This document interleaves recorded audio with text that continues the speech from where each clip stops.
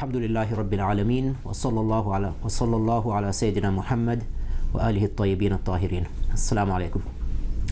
So last time we talked about the spring effect that many of us go through pre-Ramadan, Ramadan and post-Ramadan.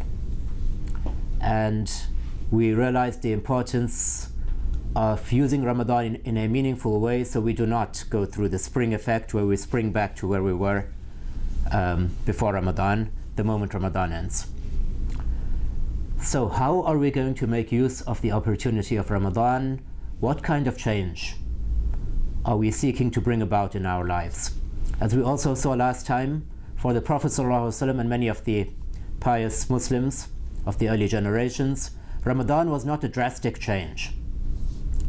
Ramadan was a way of life, but yes, at the same time they would pick up their pace in Ramadan. They would pick up their pace, increase their devotion to Allah subhanahu wa ta'ala in the month of Ramadan. So this is definitely a part of it. Of course, there's the cultural side of Ramadan. I mean, there are the iftars, the community iftars, family iftars, whatever they are. This is fun, this is, alhamdulillah, this is an important part of it as well. But we need to make sure we are getting our ibadah in Ramadan. In some Muslim countries, there is this tradition of special soap operas that they watch in Ramadan. This definitely is not the main purpose of Ramadan. If anything, you should be cutting down your TV time, your movies time in Ramadan. Definitely reducing it, if not cutting it out altogether. So what are we trying to do in Ramadan? Yes, we are fasting. Alhamdulillah, this is a bare minimum. You should be fasting the days of Ramadan unless you have one of the legitimate excuses. But it should not be only a fast during the day. Otherwise, especially with these long days that we still have in Ramadan now being in the summer, you end up basically walking around like a zombie, right, all day, because you haven't had anything to eat or drink, and you are fasting, so you are kind of out of it a little bit. So don't be a zombie this Ramadan. There are two things we need to do that I want to talk about in this short video. Takhliya and tahliya would be the Arabic terms.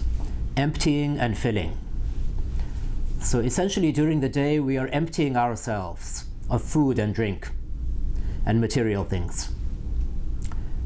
And in order not to become a zombie as a result, we need to think about this and reflect and realize that there is a purpose to this. There is a benefit that comes from emptying your stomach, from not eating and drinking, from cutting back from the physical things for a little bit. What this does, what it should be doing, is enabling us to see the spiritual things more clearly.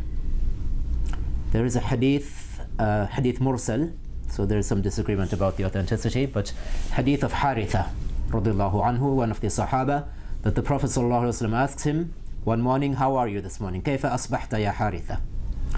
And he says, أصبحت مؤمنا حقا, that I have awoken this morning as a true believer. And the Prophet ﷺ says to him that basically, be careful what you are saying. Everything has a reality, so what is the reality of your iman? If you are a true believer, what is the reality of your belief and your faith? And Haritha says that I continue to fast by day. Yeah, and this is probably not Ramadan, it's probably optional fasts. But he says, I fasted regularly by day, and I stayed up at night praying until I reached the point where it is almost as if I am seeing the arsh, the throne of Allah subhanahu wa ta'ala, ready for the judgment. And I'm almost seeing the people of heaven, the people in paradise enjoying themselves, visiting each other. And I can almost see the people of hellfire moaning. And the Prophet ﷺ says to him, according to this hadith, that yes, in that case you have attained the reality of faith, so now stick to it.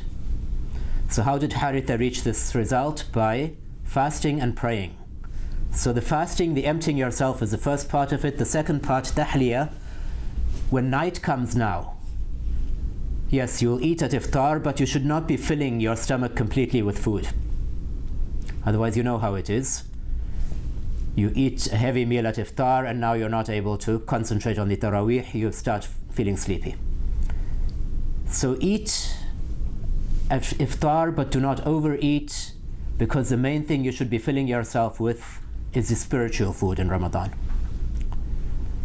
Right? Eat enough that you will kind of have some strength, but not so much that you will not be able to focus on the taraweeh. And you should really be filling yourself with the words of Allah subhanahu wa ta'ala. Listen to the Quran, recite the Quran for yourself if you can, and also try to reflect on the Quran. This is the deeper aim. As Abdullah ibn Mas'ud said, that you should basically not just be rushing through the Quran. I'm paraphrasing what he said. Don't just try to rush through and reach the end of the surah or the end of the Quran. At least once in a while, stop and think and pause and reflect, and let yourself be moved by the Quran. This is, I think, what we should be aiming for during this Ramadan. Assalamu alaikum.